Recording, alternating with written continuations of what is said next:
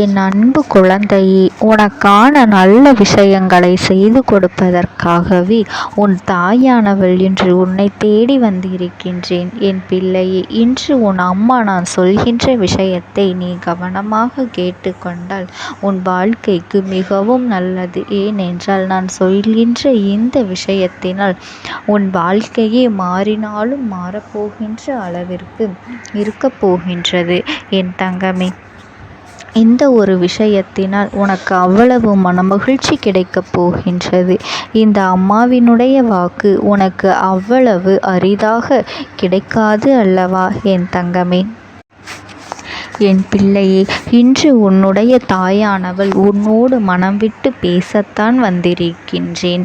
என் பிள்ளையே, வாழ்க்கையில் எந்த ஒரு விஷயம் மிகப்பெரிய சோகத்தை ஏற்படுத்தி இருக்கின்றதோ அதில் உனக்கு ஒரு முக்கியமான முடிவினை இன்று நான் கொண்டு வந்து உன்னிடத்திலே கொடுக்கப் போகின்றேன், சேர்க்கப் போகின்றேன். என் தங்கமே, உன்னுடைய நீண்ட நாள் கேள்விக்கான பதிலை இன்று உன் அம்மா நான் தர வந்திருக்கின்றேன். அதனால் நீ என்னை தள்ளிவிட்டு சென்றுவிடக்கூடாது. ஏனென்றால் இந்த அம்மா தருகின்ற வாக்கில் ஏதோ ஒரு வகையில் உன்னுடைய வாழ்க்கையில் பல நல்ல விஷயம் ஒன்று நடக்கும் என்பதனை நீ நிச்சயமாக புரிந்து கொள்ள வேண்டும். உன்னை தேடி நான் பலமுறை வருவதற்கான பலன் இன்று உனக்கு கிடைத்துவிடும். என் பிள்ளையின் வாழ்க்கையில் ஏதோ ஒரு மாற்றத்தை கொண்டு வர வேண்டும் என்றுதான் நான் தினம் தினம் உன்னோடு பேசிக்கொண்டிருக்கின்றேன். அந்த நம்பிக்கை எனக்கு உன்மேல் இருக்கின்றது. என் தங்கமே, உன்னுடைய வாழ்க்கையில் மகிழ்ச்சியை கொடுப்பதுதான் எனக்கும் மகிழ்ச்சி என்பதனை நீ தெரிந்து கொள்ள வேண்டும். குறிப்பாக இன்று உன் அம்மா உன்னை தேடி வருவதற்கு ஒரு காரணம் இருக்கின்றது.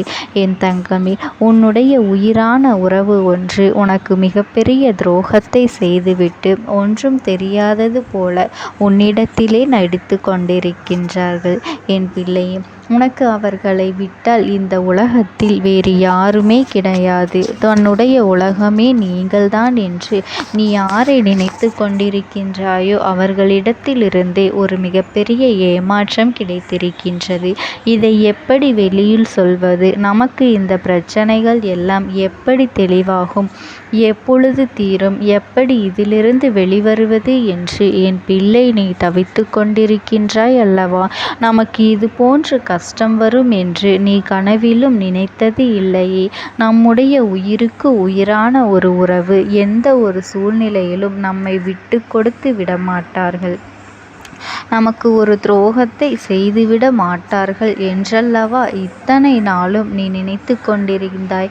அப்படி இருக்கும் பொழுது எத்தனை பெரிய பிரச்சனையை நம்முடைய வாழ்க்கையில் ஏற்படுத்திவிட்டு இப்பொழுது ஒன்றும் தெரியாதது போல இருந்து கொண்டிருக்கின்றார்களே என்று என் பிள்ளையினுடைய மனதானது அங்கே வேதனைப்பட்டு தவித்து கொண்டிருக்கின்றது.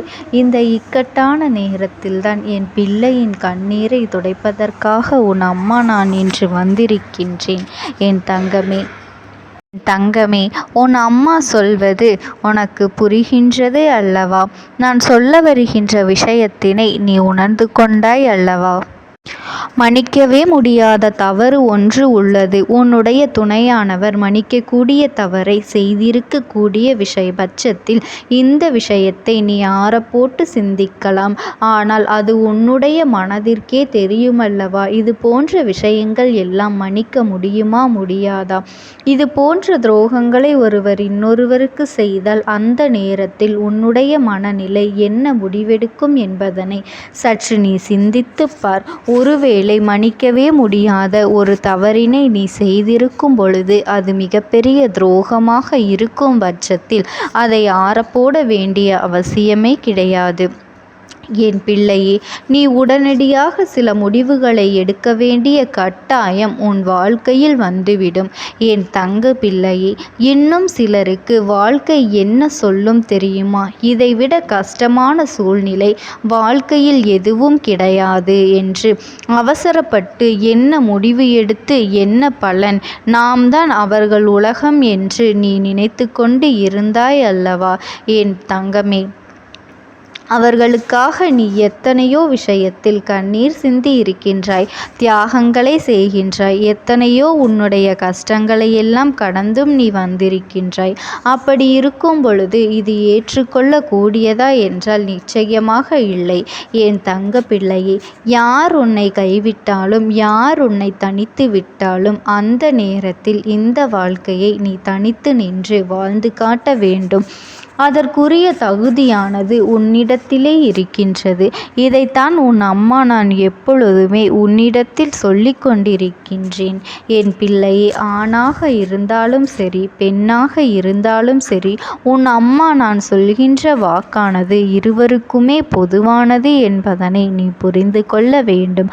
ஆண்கள் தான் ஏமாற்றுகின்றார்கள் என்றால் நிச்சயமாக கிடையாது. ஆண்கள் பாதி என்றால் பெண்கள் பாதி. இருவருக்குமே எப்பொழுதும் எல்லா விஷயங்களிலும் சமமான பங்கு இருக்கின்றது என்பதனை நீ புரிந்து கொள்ள வேண்டும். என் தங்கமே, ஏமாற்றத்தை தாங்கி நிற்கின்ற உனக்கு நான் எப்படி ஆறுதலை சொல்வது என்று தெரியவில்லை. ஏனென்றால் அந்த அளவிற்கு உன் வாழ்க்கையில் பிரச்சனைகள் உன்னை வாட்டி வதைத்து விட்டது. என் தங்கமே, இந்த நேரத்தில் நீ செய்ய வேண்டிய விஷயம் ஒன்று இருக்கின்றது. அது என்ன தெரியுமா? உண்மையாகவே ஒருவர் உன்னை உயிராக நினைக்கின்றார்கள் என்றால் முதலில் அவர்கள் உனக்கு ஏமாற்றத்தை தர நினைப்பார்கள், தர விரும்ப மாட்டார்கள். அதையும் தாண்டி உனக்கு அவர்கள் சோதித்து பார்க்க வேண்டும் என்ற எண்ணம் இருந்தால் ஒன்றை மட்டும் நீ செய்து பார் என் பிள்ளையே. அவர்களுக்கு நீ ஒரு மிகப்பெரிய பிரிவினை கொடுக்க வேண்டும். தனியாக செல்ல முடியாது, தனியாக வாழ முடியாது என்றெல்லாம் எதுவும் இங்கு கிடையாது. எத்தனையோ பேர் யாருமே இல்லாமல் தனித்து வாழ்ந்து கொண்டுதானே இருக்கின்றார்கள். ஆரம்பத்தில் அது கஷ்டத்தை கொடுத்தாலும் போக போக அது பழகிவிடுவதோடு மட்டுமல்லாமல் அதுதான் உன் வாழ்க்கை என்றாகிவிடும். இதற்காகவா இத்தனை கஷ்டங்களை அனுபவித்தோம், முன்பே இது போன்று செய்திருக்கலாம் என்றுதானே நீ நிச்சயமாக நினைத்து பார்ப்பாய். என் தங்கமே, இந்த வாழ்க்கையில் இது போன்ற ஒரு சூழ்நிலை உனக்கும் வரும் என்று நீ கனவில் கூட நினைத்து பார்த்திருக்க மாட்டாய். இந்த அம்மா சொல்கின்ற விஷயம் உனக்கு ஆரம்பத்தில் கசப்பாக இருக்கலாம். ஆனால் நான் சொல்வது மட்டும்தான் உன் வாழ்க்கைக்கு நல்லது என்பதனை நீ கடைசியில் நிச்சயமாக புரிந்து கொள்வாய். என் அன்பு குழந்தையே, அதற்கு நீ என்ன செய்ய வேண்டும் என்றால் அவர்களை விட்டு நீ சில தூரம் பிரிந்து இருக்க வேண்டும். உண்மையான அன்பு பிரிந்திருக்கும் பொழுதுதான் அதன் அருமை என்னவென்று புரியும். ஒருவேளை உன்னுடைய உறவானது உனக்கு வேண்டுமென்றே ஏமாற்றத்தை கொடுக்கவில்லை, ஏதோ ஒரு சந்தர்ப்ப சூழ்நிலையினால் அதுபோல நடந்துவிட்டது என்றால் என் பிள்ளையே, சந்தர்ப்ப சூழ்நிலையிலால் அதுபோல நடந்துவிட்டது என்றால் அந்த அன்பானது ஒரு நாளும் உன்னை தவிக்க விடாது. நீ தனிமையில் இருந்தாலும் உன்னை தேடி ஓடி வந்துவிடும். உன்னை இடத்திலேயே மன்னிப்பினையும் நிச்சயமாக மனதார கேட்கும். மீண்டும் இது போன்ற ஒரு காரியம் நடக்காது என்று உன்னிடத்திலே வாக்குறுதியையும் கொடுக்கும். என் தங்கமே, இது அவர்களினுடைய உணர்வுகளை புரிந்து கொள்வதற்கு உனக்கு மற்றும் ஒரு வாய்ப்பாக இருக்கும். என் அன்பு குழந்தையே, நீ எதற்காகவும் கலங்காதே. இந்த தாயானவளினுடைய அன்பும் ஆசீர்வாதங்களும் உனக்கு என்றென்றைக்குமே முழுமையாக கிடைத்து கொண்டே இருக்கும். ஓம் சக்தி. ஓம் ஆதிபரா சக்தி.